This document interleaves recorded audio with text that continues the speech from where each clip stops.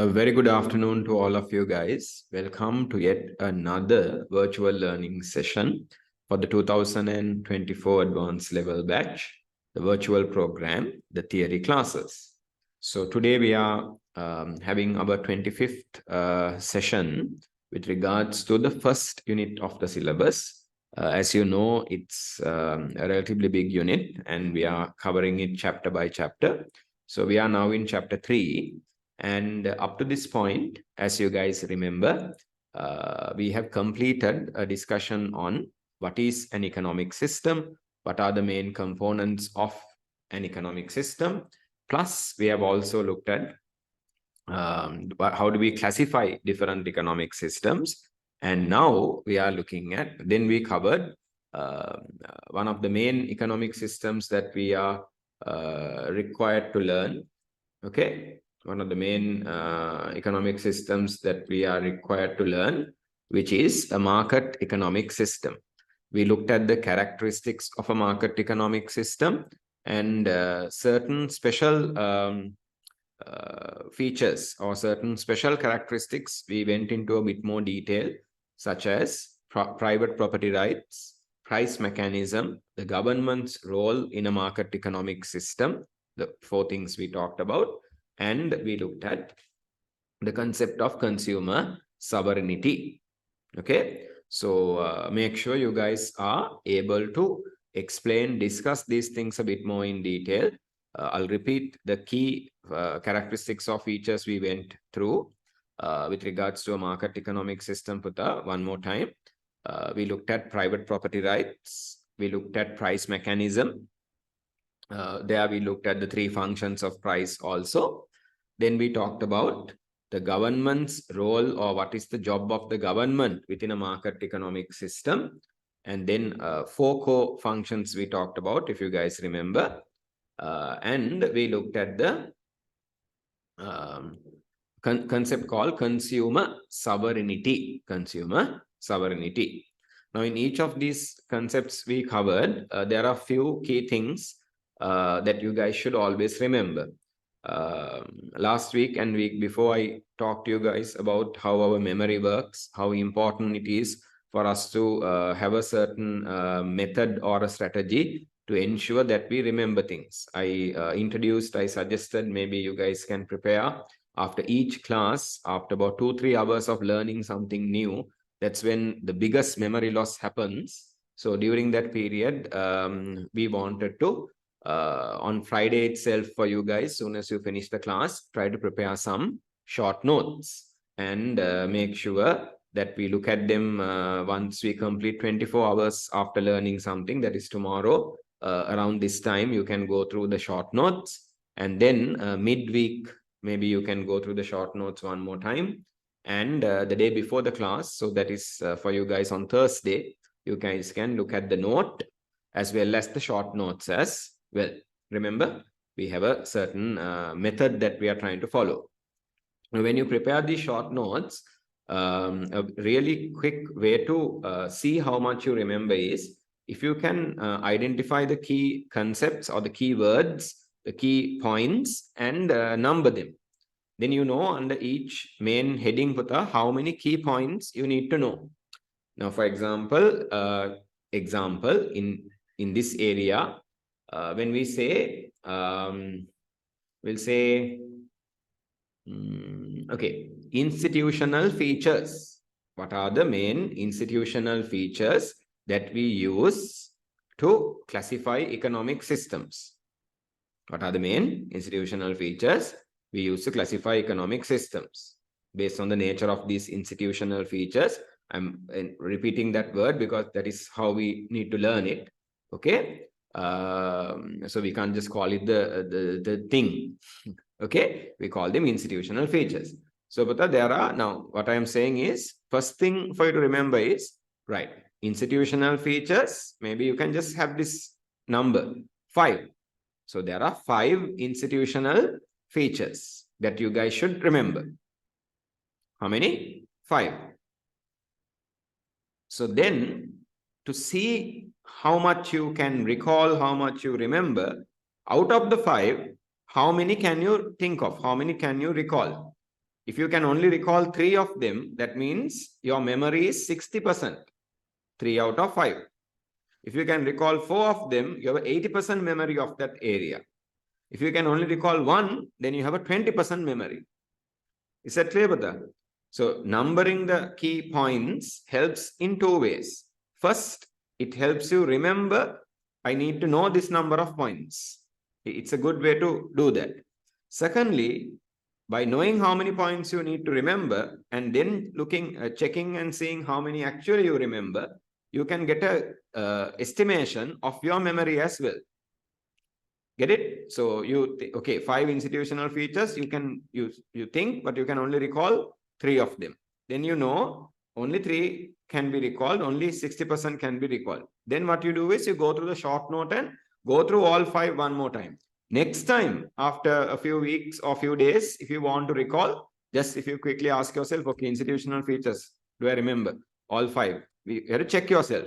When you do that, you're going down the neuro pathway, right? Making it strong. When you do that, if you remember more than 3, if you remember 4, if you remember all 5, that means your memory is improving. Your memory is growing. The neural pathway is becoming very strong in your mind. That is, memory is becoming very strong. Is that clear, Putta, what I said?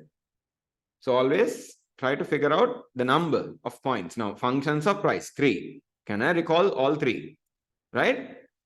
For example, functions of the government in a market economic system. 4 core functions. Can I recall all 4? Get it? Institutional units. 6 institutional units. Can I recall all 6? Get it? Basic economic problems. 3 basic economic problems. Can I recall all 3? Right?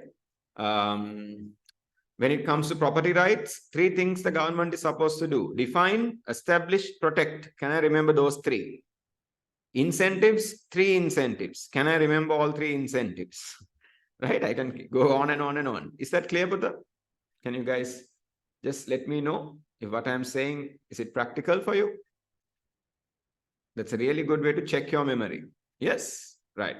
So try to put this into practice, Buddha. It might help. Always figure out now, even a definition, we identify the keywords, no, key technical terms, isn't it? Pick the keywords and put them in the list. And okay, 6 keywords. Can I recall all 6? Right? That's how you build your memory after the short notes or using the short notes. Okay? Right. So with that, let's start today's lesson. Okay? Right. Good. And also, Pata, let me just keep you all updated now itself, because otherwise I might forget. 2 things. One, next Friday, we are not having the class. Next Friday, we are not having the class, which is the 30th, if I'm not mistaken. Right? Next Friday, we are not having the class. And also, today, the class will finish around 4:30. Okay? It's not because of the power cut or anything. I'm doing the class at 3 o'clock instead of at 4 because of the power cut schedule. But I'm finishing the class early today due to unavoidable personal reason. And next week, we are not having classes. We'll be having our very traditional year-end holiday. 1 week, we don't work in December, the last week. And again, I will see you guys. Or you guys will see me. I don't see you guys, no? You guys will see me in the month of January 2023. Okay? The year before your exam year. Let's put it that way. Right. So the message was loud and clear. Okay? Right. Good. Then, Buddha, let's start off the lesson for the day. Right. Introduction to Economics, that is Unit 1. Common name for Unit 1. Then part 25, where we are trying to look at, we covered market economy. Now today we will cover command economy. Then we will compare the 2. That's the main thing. Okay? Right. So this is a recap. I just want you to make sure you guys are clear. Now, this is another thing that you can remember with a list. No? Based on ownership of resources, 2 economic systems. What are the correct words? Can I recall? Based on mechanism of resource allocation, 3 main economic systems. In case you're confused there, the 3 main economic systems here would be, right? The 3 main economic systems here would be one here, that is traditional.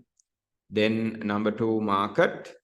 Number 3, command. 1, 2, 3. Here, 2 of them. Under mix, there are 3 main economic systems. Based on the incentive structure, we identify 2 main economic systems. 3 incentives, but 2 main economic systems. So if you can recall, then you're good. So since I have numbered everything, 1, 2, 1.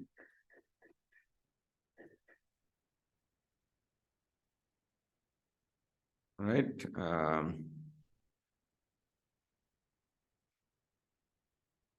So basically 1, 2, and we have 3 here.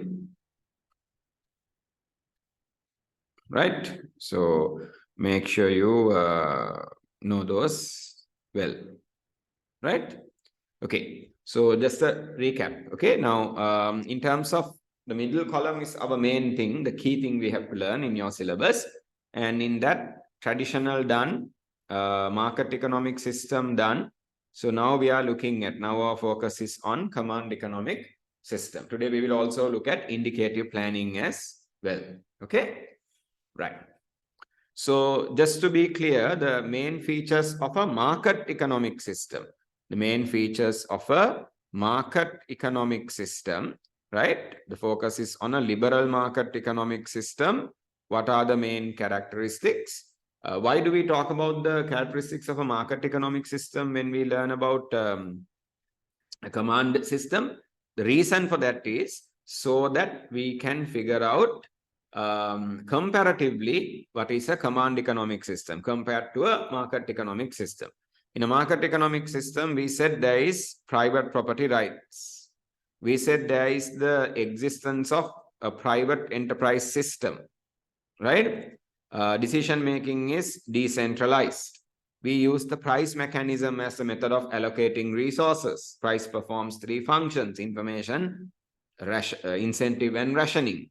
Then the decision making is based on the incentive of self-interest, profit maximization. Then there is high level of competition in a market economic system. Markets are competitive. And then we said there is limited or laissez-faire government, hands-off government. Of course, when the market system fails, market system collapses, there is a role for the government to be played. But until such time, we always say, or until such time in the sense, unless that happens, we always say the government should be laissez-faire. Government should only interfere when they are required to interfere to correct instances or situations of market failure. We'll talk about that more when we look at the disadvantages of a market economic system. Right. So now the same features we are going to talk about them for a command economic system. For a command economic system. In terms of your study material, we are in page number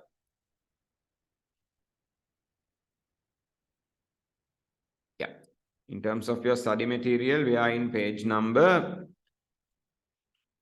I want to start with the characteristics, right? The dimensions of planning are before that. So in page number 47, learning key 7.6, page number 47, learning key 7.6, characteristics of a command economic system. There are altogether 7 characteristics we are going to talk about. A few of them or 5 of them we will write, 2 of them are printed and given. Okay, the same way we did for a market economy. I want to do it in that way so that you guys always have a good comparison. Right. So, Bata, let's get this done then. Right. So, characteristics of a command or centrally planned economic system. Please write number 1, public sector or state sector property ownership. If not, you can say public sector or state property ownership. State meaning government. Okay. Please write the first characteristic. That's very straightforward. There's nothing much for me to explain. Only thing you guys have to always remember, you don't have to write this, but you need to have this in terms of knowledge. Only thing you guys have to remember is when we say property putta, we mainly we talk about land and capital. The main property resources are land and capital. So land and capital is owned and controlled, or the rights are with the property ownership and property rights are with the public sector, state, in a what we call a command economic system. Okay, in a command economic system. Right. Then the second characteristic is, now I'll keep comparing, then it's easy for you guys. Then we'll do a final ultimate comparison also. These are the key things we have to do. Okay, that really is what is tested in the exam, and that is what shows knowledge from your side. As you guys write, keep listening to what I'm saying. In a market economic system, it was private property ownership. In a command, it's public property ownership. Then in a market economic system, we had private enterprise. Here we have state enterprise, state government enterprise. Why? Because whoever the party who owns and controls has the rights to use land and capital will provide entrepreneurship. They will hire labor. They will use the labor of the public people in that country. Labor cannot be owned by someone else. One person's labor cannot be owned by someone else, but land and property can be owned individually by people. You can buy and sell. Property rights are there. So if the government has land and capital, they will provide entrepreneurship. They will produce goods and services. And in that process, solve basic economic problems. Because the basic economic problems are broadly about what to produce, how to produce, whom to produce. So if the government is providing entrepreneurship, they are the ones who are solving the basic economic problems in a command economy. In a market economy, it was the private sector. Okay, right, done. Thirdly, we in a market economic system, you guys can write, but listen to what I'm saying. In a market economic system, we said the decision making is decentralized. But here, the decision making is centralized. Decision making is centralized. Who has the central job, central function or role of making all resource allocation decisions? The government actually will make the decisions, and they will, through their commands, through their policies, rules, regulations, they will communicate or make sure the other economic agents, other parties in the economy implement those decisions or follow those decisions made by the government. Yes, government is appointed by us in most cases, in most countries, at least in democratic countries. Then, so what the government is doing is, on behalf of us, for our benefit, they are making the decisions about resource allocation. Right, done. Decentralization, centralization. Here, command, centralization. One party, one authority, one place makes all the decisions. Decentralized meaning all of us get to make our own decisions. Then number 4, in a market economic system, we had the price mechanism. Here, in a command economic system, we have planning mechanism, the mechanism of resource allocation. There is a set of medium and long-term economic plans prepared by someone called the Planning Authority, Central Planning Committee, right? Which is part of the government. It's a group of people appointed by the government, and they are given the responsibility of preparing medium and long-term plans for the economy. According to these plans, those plans are prepared in a certain way. We learn it under central planning method. According to those plans, government will engage in entrepreneurship activities, government will make decisions, and government will solve basic economic problems by allocating the scarce resources. So planning mechanism is the mechanism used.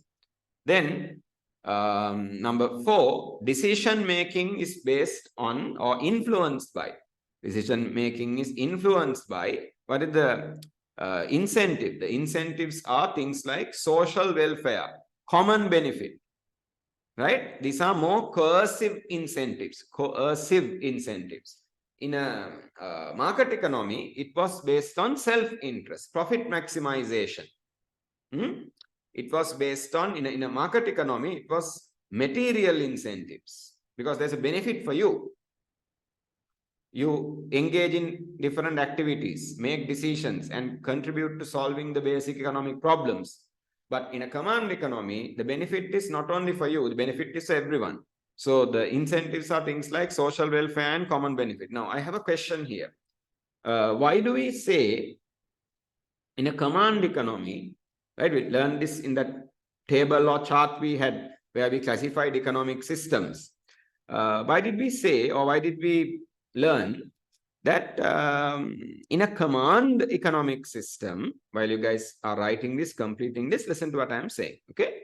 In a command economic system, why did we say that main incentive, the dominant incentive is coercive? Coercive is you're basically using rules, regulations, guidelines, you're pushed into something, or threat of punishment, you're pushed into something. So why coercive incentives are dominant in a command economy? Because in a command economy, what we are trying to do, meaning the government, what they're trying to do is take the scarce resources of the country and allocate them and produce goods and services, distribute those goods and services using production methods. All of these in a centrally planned economy or a command economy is done by the government so that everyone in society is equally benefited, common benefit.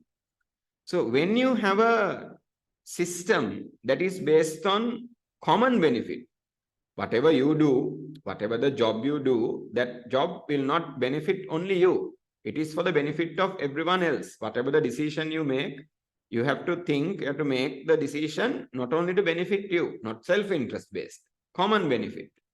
Now, human nature is different to that.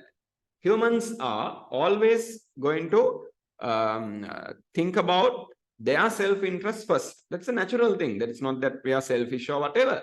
That's a natural thing. Only and only after we have done everything we can to fulfill our needs, our wants based on our self-interest, we will look at thy neighbor. We will not look at the next person next to us, unless and otherwise our needs are satisfied. That's human nature, self-interest. So a command economic system has to get people to be motivated by, get people to think and make decisions, which is in a very unnatural way. The natural human nature is self-interest. The unnatural way is common benefit. Think about the benefit for everyone else when you make a decision. So the only way to get these self-interest based human beings to behave in a way to be motivated by, to work towards common benefit, you need to use strict rules and regulations. Now, for example, if you're working, we'll say if you're working, your company tells you, or your boss or superior tells you, you normally work, we'll say, from 9 to 5. You normally work from 9 to 5. Your boss says, can you work 2 hours extra? Can you work until 7? Most probably you would say, okay, fine, I'll work 2 hours extra. And after working that extra 2 hours for a week or for a month, you expect end of the month when you get your salary. What do you expect in your salary? Obviously, you get the salary. That is for the 9 to 5 you have worked. Anyway, you will get the salary. But if you have worked 2 hours extra every day until 7, when you get your salary end of the month, would you expect something in that salary? What is it called? When you work beyond your time that you're supposed to work. Yes, good. I'm getting a response. What is it called? Increment.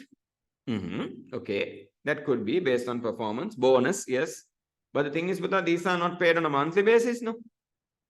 Right? Now you work 2 hours extra every day for the 20 working days of the month, right? And end of the day, you obviously will get your salary. Would you expect something more than that? What is that additional amount called? Have you guys heard of something called OT? Very good. There we go, Hasini. Good. Overtime.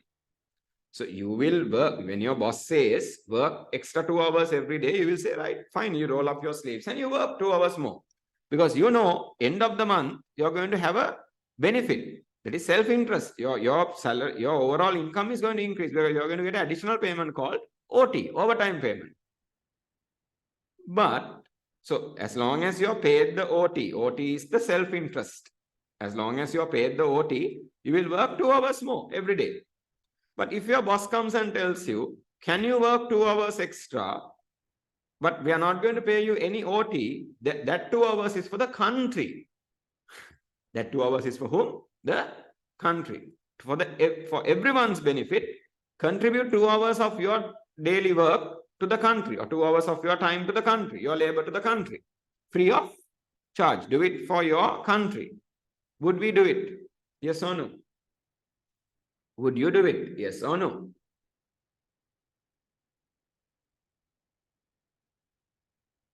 Remember, you're not getting any benefit now. You're purely just working 2 hours for the country. Yes or no? Good. I'm getting mixed responses. That's good. Okay. Most of you guys are saying no. Someone who might do an emotional subject than economics might look at this and say, my God, no compassion, no patriotism, and so on and so forth. But in economics, we are not emotional, we are rational, right? Your time is your labor, and your labor has an opportunity cost. In economics, there's nothing called a free lunch. Nothing is really free. Everything has a what cost with the opportunity cost. So I'm sure the guys who are saying, you guys who are saying no, you are thinking in a proper economic way. You're not being selfish. You're being self-interest based, and you're thinking rationally. So, Buddha, now do you realize in a command economy, we want people to work, get motivated by what? Social welfare and common benefit. Do you think we will naturally get motivated by things like social welfare and common benefit? No. Humans are naturally about what? The most natural, powerful incentive for human beings is what? Very good, Amani. Self-interest. No? It's about self-interest. So if you are having an economic system that forces people to think otherwise and think about the common benefit, the only way to do that is what? I gave the word itself when I asked the question. You have to force people. What is the incentive that can do that?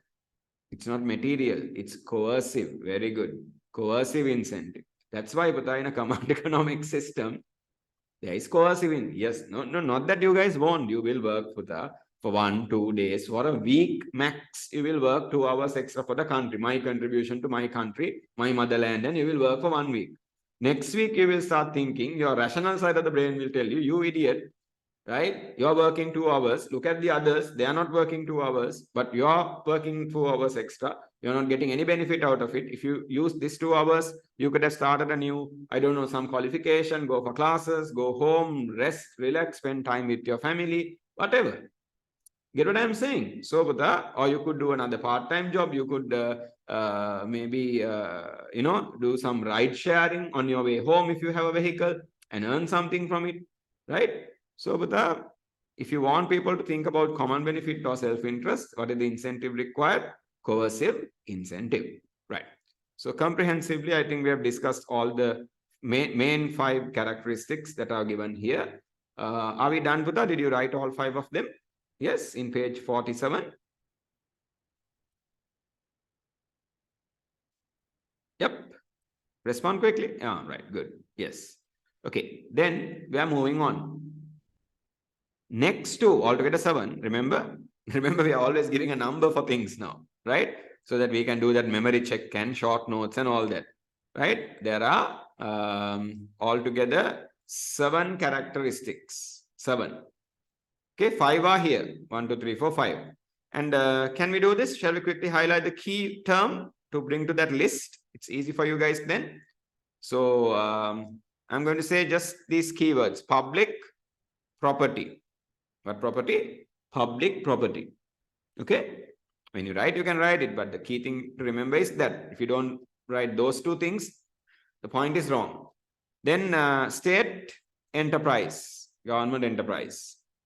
right? Decision making, centralized decision making. At least the word centralized is enough. Okay, quickly do this with the resource allocation based on planning mechanism. What mechanism? Planning mechanism. Right? That's a key thing. Then decisions are made based on influences of social welfare, common benefit. What is the broadly the incentive here? Coercive incentive. 5 things. Okay, 2 more, then it completes 7. Okay, 2 more things. Right. It's not in the slide. Do I have permission to move out of the virtual whiteboard? The slides? Yeah. May I? Right. To the study material now, page 48, the last 2. Okay. This is feature number 6 and 7. Limited or no competition. So what we have is basically a very common thing you will see is in a purely command economy, state monopolies. Now in a market economy, we are very much against monopoly. Monopoly is one firm producing and supplying a good or service. So in a market economic thinking, we are against monopoly. We always want consumer sovereignty. The reason that is, why are we so against private monopoly and why are we okay with government monopoly? Can someone tell me why? Why are we so against private monopoly and we are okay with government monopoly? In a command economy, we have government monopoly. Government, okay, all right, government, no problem. Private sector monopoly, my God, private sector, if they have a monopoly, why is that? Why do we have that reaction? The economic reasons are there. Give me the simple reasons. Because with a private monopoly, private sector monopoly, if a private company is the only company in the market, they are profit motivated. They are based on greed. They are influenced by greed, profits, self-interest. So what will happen? They will try to exploit the consumer. What is the word, Pata? We use that word a bit. Yes. Yes. Yeah. Hasini, broadly, you are going in the right direction. The word is, Pata, consumer exploitation. What is the first thing? The first problem with the private monopoly is consumer exploitation. Paribogika sura kama. Get it? So producers will eat the, don't go and say eat, right? Producers will exploit the consumers. Why? They will know they are the only firm. There are no other substitute goods are available. No competition. So this single private sector firm, profit motivated, they will produce less as possible. So they will invest less as possible. They will have a product which is very basic in quality, but they will try to sell it at the highest possible price, maintain large profit margins, and who will get exploited? Consumers will get exploited. First problem is that from the consumer side. Second problem from a more economic side is, even the consumer thing is an economic point, but really the economic problem we have with monopoly is, if you are the only firm, you are not being challenged. So you don't have any incentive or motivation to be efficient. These monopolies can become very inefficient, right? And they can really inefficiently use our scarce resources. In economics, the biggest sin, the biggest crime in our subject is inefficiency. What is the word? Inefficiency. Why? Why is inefficiency such a taboo, such a sin in economics? Inefficiency. There's a reason, because our entire science, our entire subject is based on what is the fundamental concept in economics. What is the entire subject of economics is based on you and me living in a world of plenty or finite resources. Finite, limited. Yes, very good. Most of you have given the word scarcity. So, but when you have scarce resources, what is the biggest crime? Biggest problem you can have is inefficiency in the way you use those resources. Okay. So remember, monopolies if they are private monopolies, a big problem we have in economics, why we are so against them is why we hate private monopolies.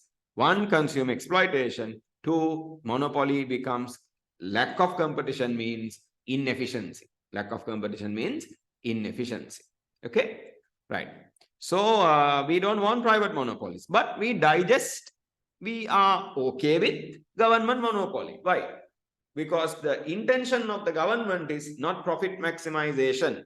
Government is not fueled by private sector or capitalist greed. Government is about creating social welfare, social benefit. So we believe if we leave a monopoly in the hands of the government, we are okay. We will be protected. But still in economics, even a government or state monopoly, we don't encourage. The reason for that is, even though it's government and the consumer exploitation will not happen, still that main problem, the main sin in economics is committed even by the government. In Sri Lanka, Puta, can you name quickly one or two? We have state monopolies, certain products, certain industries or markets where only the government is providing that good or service. State monopoly is there, right? So when we have a state monopoly, now we said no, state monopoly is good, not like the private sector. State thinks about us, social welfare, common benefit, brilliant. But the economic side is still a problem. Why? Because all the large state monopolies in Sri Lanka, example, CEB, Ceylon Electricity Board, there are private companies and all that, but only the CEB, Puta, does all three activities of electricity in that process. Generating electricity, storing or transmitting storing electricity and transmitting electricity. Yes. Shihla, very good. That's another good example. CEB. Now, CEB is a state monopoly, no, Puta? Yes, Hasini. That is the same thing Sheila is also saying. Very good. That's correct. No, CEB is a state monopoly. But there are a huge negative thing for a huge burden on the Sri Lankan economy. Because they are inefficient, they are making huge losses. The problem is, Puta, that inefficiency of how we use resources, that doesn't go away just because you're about monopoly, state monopoly. CEB, now some of your classmates have given an example, train or railway service, Sri Lanka Railway Department, monopoly, loss making, huge losses. Get it? So just because the government is having the monopoly, one problem is solved. The exploitation of consumers will not happen, but it's still economically problematic. We don't encourage. Inefficiency is there. Okay? Right. So actually that is a limitation of a command economy, having state monopoly. Right. Then finally, in a market economic system, we said laissez-faire government, limited government role. In a command economy, number 7, we say limited private sector role. Even if the private sector is engaging in certain activities, those activities will be conducted based on the directives given by the government or commands given by the government. Limited private sector role. So we can simply say limited private sector. Market economy, limited government, here limited private sector. So remember the 7 features or characteristics. That's better. Remember the 7 characteristics. Okay? Right. Then let's do this comparison, shall we? Okay. So what I want you guys to do is, it's a very simple comparison between a command and a market economy. Command is on the left-hand side, right? Command is on the left-hand side because we did that most recently, right? Here there are 8 points, Buddha. I've used 8 points. Actually, not me. I'll explain this quickly. Sorry. Right. Here there are 8. 1, 2, 3, 4, 5, 6, 7, 8. If you take 6 and 7 together, you can, but there is no link there. So there are 8 points. Even though there are 8 points, if you look at the 8th point, right, and the 6th point, they are broadly about the same thing. They are broadly about the same thing. Clear? Therefore, there are 7 points. Right? Okay. What I want you guys to do is take 1 minute. Don't take too much time. Take 1 minute and just go through this comparison. Then I'll do it with you. Okay? Side by side, just compare. Be able to pick the main characteristic that we are comparing. That's important. Okay? Right.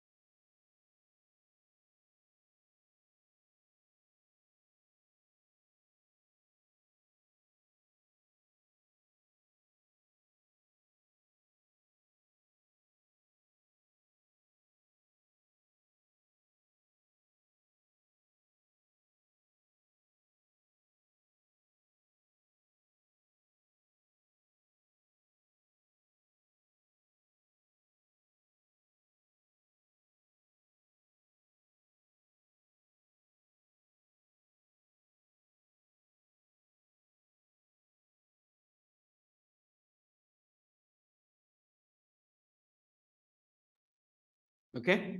Done? Right. Shall we? First, it's about the decision making, whether it's centralized or decentralized. Command economy centralized, market economy decentralized. Okay, command centralized and market economy decentralized. So that is what the first thing is about: centralization, decentralization. Okay. Second point is about mechanism of resource allocation. Command economy, central planning or planning mechanism, and market economy, price mechanism. In the third point, we look at the ownership of property. In command, state property ownership. In market economy, private property ownership. Is that clear?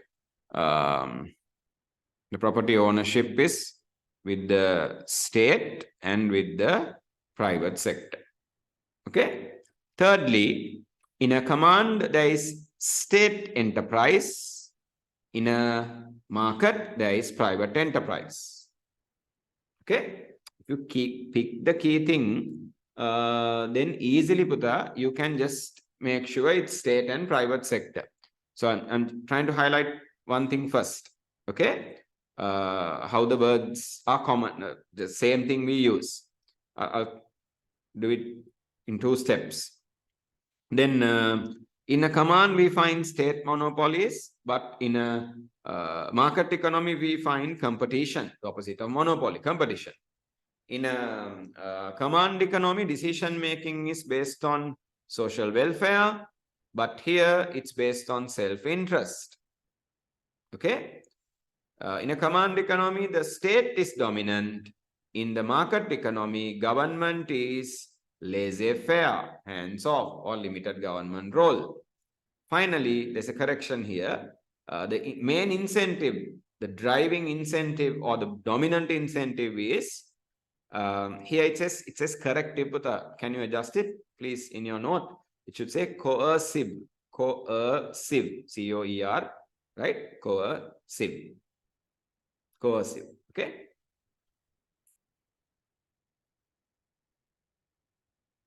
Coercive. Right. So coercive incentive versus material incentive. Are we clear? Right. Now, that's why I said 6 and 8 broadly connect together.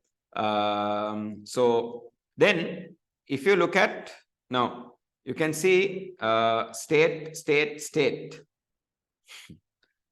on command, private sector, private on the market, not for all the points, but that comparison is there. Okay. So that's why I said I'll do it in 2 steps. First, get the features, but then you can see it's state dominant, or all about the government in a command, all about the private sector in a market. Okay. Right. So now in each of these points, you guys should be good with the key concept, no? Right? So here it's about decision making. Get it?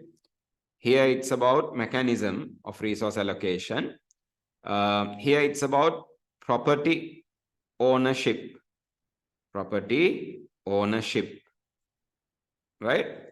Then here it's about the enterprise, private, public, and private. Here, whether it's the nature of competition, monopoly, and here we say freedom of enterprise. That means competition is there. Then here the focus is on what is the decision making based on, right? The basis of decision making. The basis of decision making. Here the method of decision making. Centralized, decentralized. Get it? Mechanism, method, all that is covered. Then state domination. So who is the dominant party? Right? Here the dominant party is the private sector. So who has a limited role? Government has a limited role.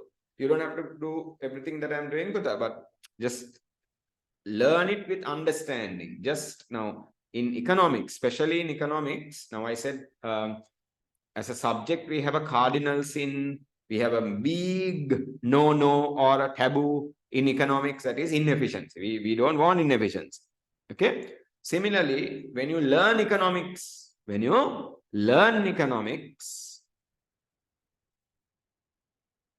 should only remember things, and you should only remember things in a way that shows that you have learned or understood the concept. Right? So in the traditional way of saying it, we say the Parrot strategy should not be, it's a sin. It's a sin to use a Parrot strategy in economics. This is not a subject. There might be other subjects that are suitable for that Parrot strategy. First of all, are you guys clear on Parrot strategy? In Sinhalese, we say Giravadano. Right? What is a Parrot strategy when you study? Someone? Anyone? You guys did O-levels before? Some of your friends or even you for certain subjects might use the Parrot strategy. What is the Parrot strategy? You know parrot? Parrots and a few other birds are unique, no? What can they do? If you keep making the same sound, for the parrot it's a sound, for us it's a word. If you keep saying the same word again and again and again, the parrot will pick that and mimic that word. There's a famous saying in economics. What is this famous saying in economics? Very good. Yes, Amani, that is what it is. Right? The famous saying in economics is, just because you train a parrot to say demand and supply, the parrot doesn't become an economist. I might have said this before. Just because you train a parrot to say demand and supply, that parrot is from that point onwards, look at my parrot, it can say demand, supply. Then you don't call that parrot an economist. Get it? So why that saying is there is in the world, and in Sri Lanka also, hopefully we have it, is because this is not the subject to memorize. Parrot strategy means simply memorizing. Saying the same sentence, saying the same definition 2, 3, 4, 10 times, and saying it faster, saying it quickly, saying it with all your body, and going through it again and again and again and again and again until you memorize, or until you faint, until you memorize. until you have applied the Parrot strategy successfully. Is that the way to learn economics? Can you guys tell me? Yes, you will remember. Brilliant, you will remember. But is that the way you should remember something? I like the word remember, so I'm not going to use that and abuse that word here. You will memorize. If you go through the same thing quickly and quickly and quickly and quickly, and whatever the way you do it, right, with all the body language, you can do it. You can use few other words also. But Puta, what you are doing is applying the Parrot strategy. End of the day, that is what it is. Right? So we are also, there are many other ways to remember. Now we are using a certain technique. We are identifying the keywords. We are remembering the number of keywords we need to know, and then we are applying them. But we are doing that, Puta, after understanding the concept. You understand? There's a big difference there, right? So please understand, you are doing three subjects mainly, three core subjects you guys are doing, CORE core, main subjects. So out of those, one is economics. This is not the subject to be memorized. Get it? It's a subject to be remembered. Points you have to remember. Remembering is different from memorizing. You remember things if you learn, if you experience them, if you understand them. If you learn it with a good example, learn it in a practical way, then you remember. Remember things, don't memorize things.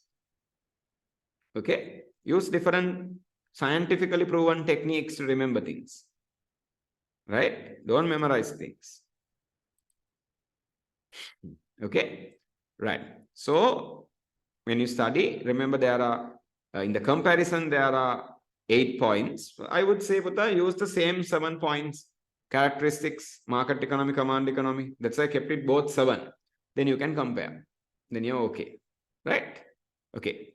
Then, before we evaluate economic systems, let's talk about the different dimensions of planning. Dimensions of planning meaning, Puta, different, I would say, forms meaning the ways, no, or the methods of planning. Planning mechanism can be used in 2 ways. One is centralized planning, central planning. The other is called indicative planning. We'll first talk about central planning or command planning, sometimes we call it.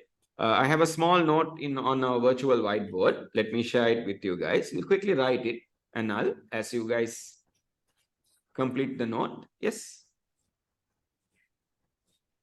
Is there a question, Buddha? I think one of your microphones is unmuted.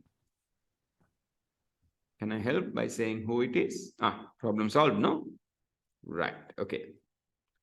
So, Buddha, we'll write the note, then I'll explain. It's very simple, right? And practically, we can learn with an example of certain countries who are using this. Right. So, the note first, the virtual whiteboard. Here. Is this appearing too dull and dark for you? It's a bit dull. I've changed the background a bit so that I can see the cursor when I move the pen. Otherwise, I can't see it. Okay, we had that problem last few sessions. Also, I mean, if the background is white, I hope you guys are okay with the color. It's a pleasing color, right? Very earthly color tone. So shall we write, Buddha? Can you write this quickly? After that, I'll explain. I'll give you a small start and we'll explain.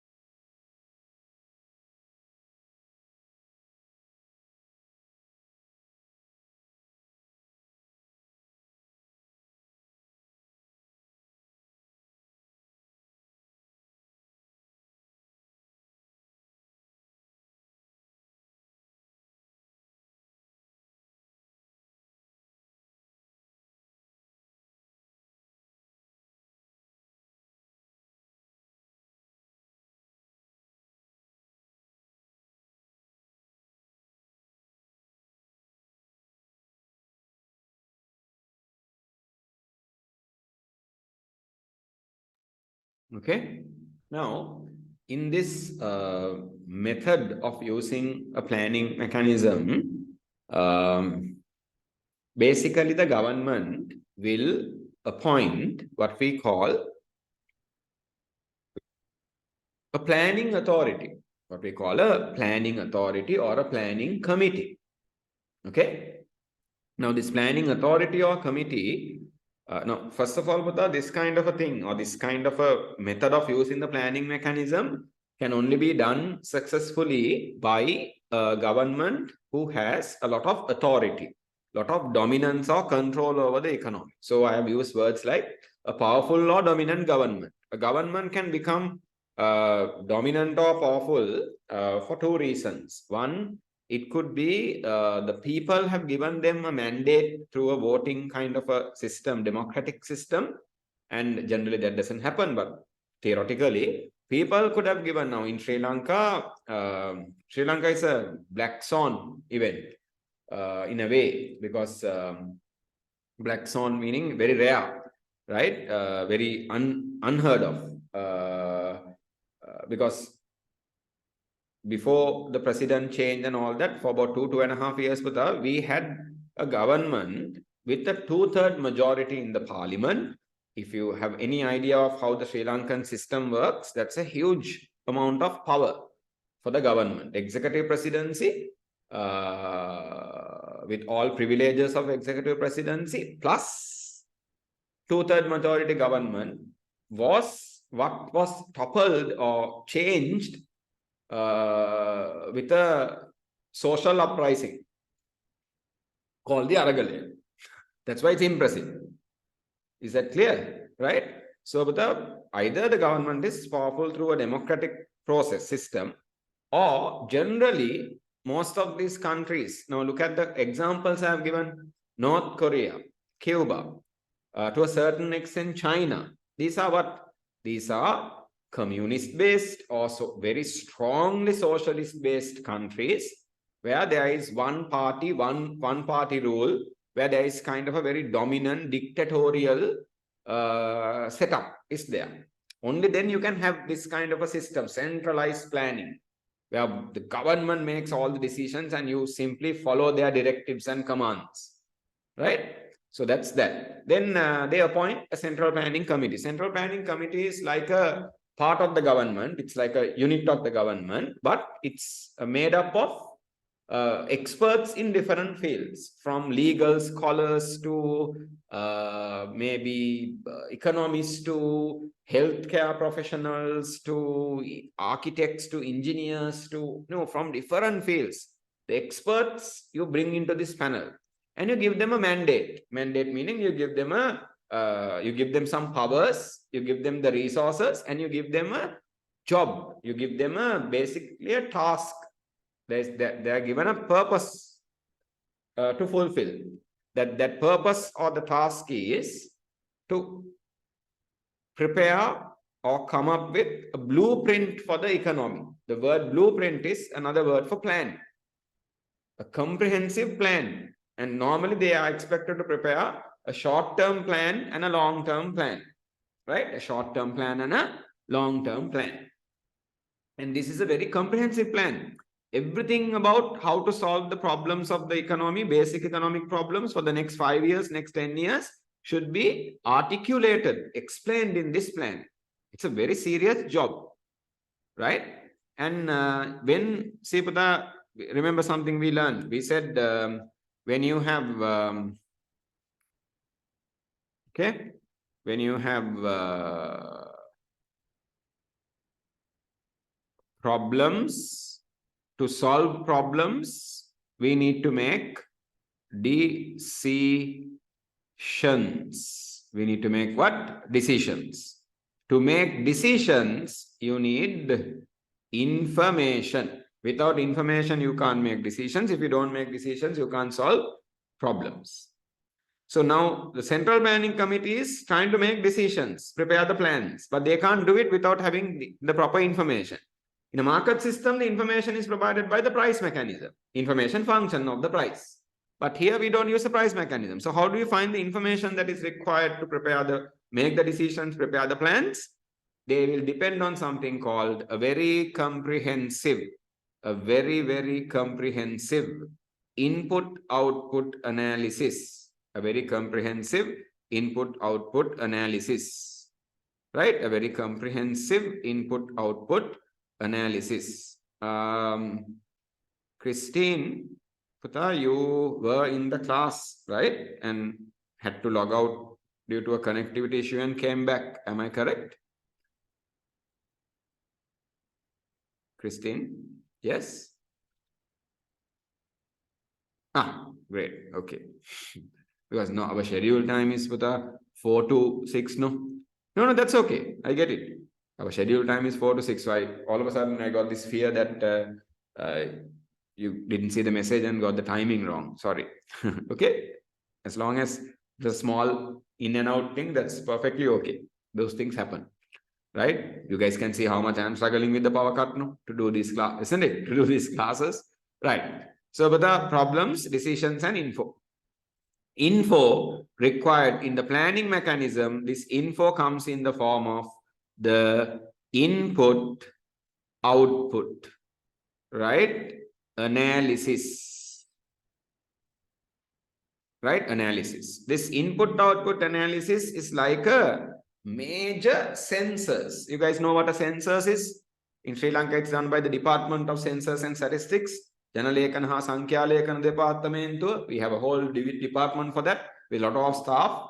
So every 5 years, they do what we call a census, right? We have passed the 5-year gap now, right? So every 5 years, they do a census. What do they do in the census? They gather a lot of important information, socio-economic data. They go from house to house. Literally, they visit every house in Sri Lanka.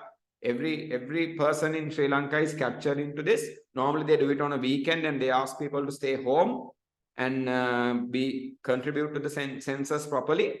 The census officers will come. They wear this cap-like thing and all that with a clipboard and everything. They will come, sit and, Sri Lankans are very hospitable people. We will give them tea and cake and everything. And they will ask a bunch of questions. Some questions are very annoying and irritating. They will get all the data. That's how we count for example, a simple thing we do with that is count our population. That's how we know we have 22 million people in this country. Otherwise, who will count? Does someone climb Mount Pidrutalagal and go 1, 2, 3, 4 and count? No, you can't do that. So you have a scientific method of doing this, statistical method that is called a census. So this input-output analysis is like a census, right? So once we do a census and get for example, population data, then we keep adjusting it on an annual basis. Why? Because the population can naturally change only in 2 ways. One is births, other is deaths. Most of the births, most of the deaths are recorded, registered in our country. So we have the data, right? And the other way population can change is migration. So all that is captured. That's how we know this. Similarly, they will do an input-output analysis, know all about the inputs available for them and the outputs that are desired by the people living in their country, and they will prepare the plans and allocate the resources. Are we clear? That's the central planning mechanism. Countries like North Korea, Cuba, to a certain extent China, use this method. That's how they solve their basic economic problems. Then we have another method, another form of using the planning mechanism. That's called the indicative planning. This is printed and given, as you guys can see in your hard copy. Indicative planning. How does indicative planning work? Indicative planning is where this is a form of applying the planning mechanism, where we will have a certain kind of a practice is there. That practice is basically government will allow the private sector to allocate resources, use the price mechanism, do its job. But sometimes, remember, to solve problems, you have to make decisions. To make decisions, you need information. Sometimes the government realizes the proper information is either not received by the consumers or producers. There's an imperfectness in information. There's a problem with information. We talked about perfect information last week. You guys remember? There's an imperfectness in information. And because of that, the decision making is inefficient. Resource allocation is inefficient. And the private sector, the price mechanism is failing. Market is failing in solving the basic economic problems in an efficient manner. Then what the government does is they use their plans and policies. I'll add another word, plans and policies, and show a bit of a guidance, show a bit of an indication to the market saying, market, you know, the way you're going to have a problem. So market, take this indicator, take this guidance. We'll show you the right direction, go in the right direction. That's called what planning? Indicative planning. In this system, the government doesn't make all the decisions. No. They allow the market system. They allow the price mechanism to work. But when there is a problem, especially due to imperfect information or certain other inefficiencies, the government will interfere, practice intervention. Got it? Right. So it says this is a form of applying the planning mechanism practiced by the governments of countries which are mainly mixed economies. So highlight these terms. Mixed economies. So mainly you see this in mixed economies or market economies. Market economies. Indicative planning is used to correct inefficiencies and improve the process of resource allocation. Private sector does it. Price mechanism works, but there are some places to improve. Some direction has to be given. Some indication has to be given in the right direction. Right. I'm going to make this by the government. How is it done? Through government intervention. Government might introduce certain rules, regulations, taxes, subsidies, you know, some kind of a price control method. We will learn those later. Right. In unit 2 and 3. Okay. These problems arise within the market or price mechanism caused due to imperfectness of information. When information is imperfect, the decisions made with imperfect information also, the decision becomes problematic, inefficient. Indicative planning is frequently used by countries such as, you know, some examples, France, Germany, Japan, South Korea. Korea is somewhere there, North and South. Right? Indicative planning. Most countries, even in Sri Lanka, we use indicative planning. Government gives a certain direction, guidance through intervention. That's called indicative planning. Are we okay? So what are the two dimensions of the planning mechanism then, Putha? Centralized planning and indicative planning. Command planning and indicative planning. Indicative planning is in a mixed and a market economy. Command planning or centralized planning is in a command economic system. Command economic system. Okay? Right. Are we okay? Right. Then, in terms of the study material, so the planning, with the planning dimensions, we have completed our discussion on a command economy also now. So now, market economy, command economy done. Now let's do a comparison with the objective of conducting a good, proper word here is evaluating or evaluation. What is an evaluation? To figure out the things that are going right, things that are going wrong.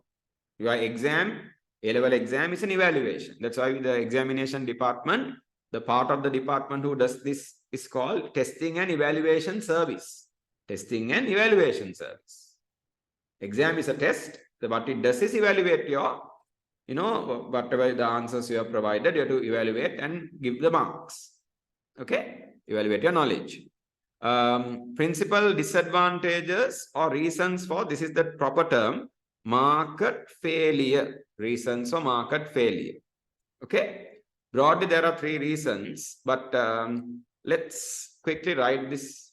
Okay? Then I can explain. We have most of this we have covered already. When we talked about the government role in a market economy, the 4 functions, Superman story, Robin Hood story. Remember, the allocating function, the stabilization function, the redistribution function, the Robin Hood part, redistribution function, and the regulatory function. When we talked about these 4 functions of the government in a market economy, we actually have talked about the disadvantages of a market economy or reasons of what failure, market failure. Very simple. Only when the market fails, right? Only when the market fails, who will come? Right? The cape I'm trying to draw. By the way, this is Superman. Right? Superman will come. right? I had it okay, I think, earlier. Anyway, right? The government intervention. Government intervention, Superman has to fly in only when what fails? Market fails. Okay? Right. So let's write this. 6 points. 2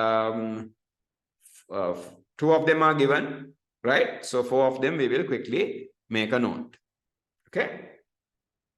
Right.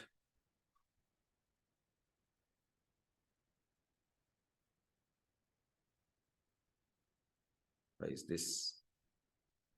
Right. So write these 4 points, Pata. Okay. Do it a bit quickly because, as I said, I have to finish the class a bit early today, but don't worry, get it done. We can do this part and complete.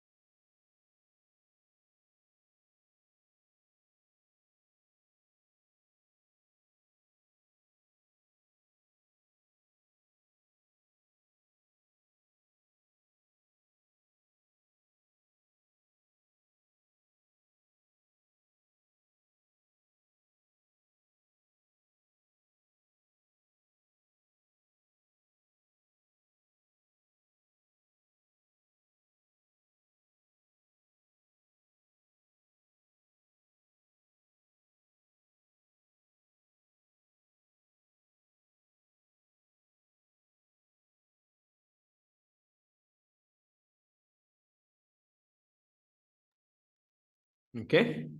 How are we doing? Done? So I'll start a basic explanation here. Now, in terms of, I said, if you understood the reasons why government has a role to play in a market economy, we have automatically learned the limitations of a market economic system or situations of market failure. Okay? Right. So first we say the market system is inefficient because it doesn't allocate resources to produce public goods. This is called public goods market failure. Okay? Not allocate resources to produce public goods. Keyword, public goods being or not being produced. Then under provision, we'll go with the word allocation. That's easier for you guys. Right? Under under allocation of resources to produce merit goods. Private sector produces education, healthcare, but not enough. Get it? So government has to allocate. That's a failure. Government needs to get involved. Market has failed there a bit. Over allocation of resources to produce demerit goods. Alcohol, tobacco, gambling, overproduced. Failure. Limitation. Barriers to why these things happen, Putta, we will, especially number 2 and 3 in unit 8, we learn, okay, under externalities. Then, if there are any barriers for competition, remember, we don't want monopolies. We want competition. We want consumer sovereignty. We want consumer sovereignty, not producer sovereignty, right? If the proper, if monopolies are created, if imperfectness in information, consumer exploitation due to monopoly. When you see these kinds of things, we call this market failure, limitations. These things happen in a market economic system. Very easy. Connect. When you learn, be smart. Smart learning is important, not parrot learning, smart learning. So when you talk about the role of the government in a market economic system, connect the limitations, then it's easy. One go, you can study. Right? I said broadly there are 3, Nobutta. So these 4 can be talked about as one broad reason. Number 1, that is inefficiency in resource allocation. Get it? Inefficiency in resource allocation. These 4 things are about resources not being allocated efficiently. Inefficiency in resource allocation. Then we have 5, which we can now take as number 2, which is about disparities. And we have 6, which we can now take as number 3, which is about instability. So this is about disparity in income distribution. Unfair distribution. Robin Hood part. Get it? Unfair income distribution. Failure. And this is about macroeconomic instability. Macroeconomic instability. Inflation, high unemployment, not enough economic growth, high depreciation of the currency, instability. Government intervention. 1, 2, 3. Inefficiency in reason. And you notice there are 3 I's. If you really notice, there are 3 I's here. What are the 3 I's? First one, the first I is in inefficiency. Inefficiency in resource allocation. First I. Second I is in, it says disparities. No, you can use the word inequalities. What is the word, Putta? Inequalities. Then you have an I there. Inequalities. Inefficiency in resource allocation, inequality in income distribution, and instability. And instability. The I is here. 3 I's. That's another way to remember. The 3 I's of market failure. Right? The 3 I's approach. What are the 3 I's? Inefficiency in resource allocation, inequality in income distribution. Let's take the simple thing. Macroeconomic instability. Instability, inequality, inefficiency. 3 I's of market failure. Okay? Right. That's how we talk about, in a simple way, the limitations of a market economic system. Under inefficiency, 3 types of goods and barriers for competition. What are 3 types of goods? Public goods, merit goods, demerit goods. And barriers for competition when there are monopolies, imperfect information, consumer exploitation, no consumer sovereignty. Keywords, just capture the keywords. Then the other two. Right. So in your study material, I have given, right? I'll just quickly show it to you guys before I conclude for the day. In your study material, I have given the advantages. This is in page 49. The principal advantages or benefits of having a market economic system. But even these are very, very logical, very easy to understand. Go through them. Next week, next time we do the class, next year. So we are doing the class in another year's time, right? Next year, we will, next session, I will touch on this, and then we can look at the pros and cons of a command economic system. That completes the big part of the economic system discussion. After that, we only have to talk about a mixed economy a bit more. And then we go into the last part, solving basic economic problems. Got it? Right, how each economic system does it. Okay. So make sure you're okay with both sides, benefits and disadvantages. Right. Any questions on this? While you guys come up with any questions, I will start the winding down process. So let me remind you one more time. So I actually remembered this, no? Next week, we are not having the class. So I'll be seeing you guys the week after next in the month of January. So for all of you guys celebrating Christmas, let me wish you a very merry, peaceful Christmas. And also educationally very successful, prosperous new year for all of you guys, and a new year of health and prosperity to all your family members as well. So with that, Bata, let me conclude the session. Okay, are we okay? Right, excellent.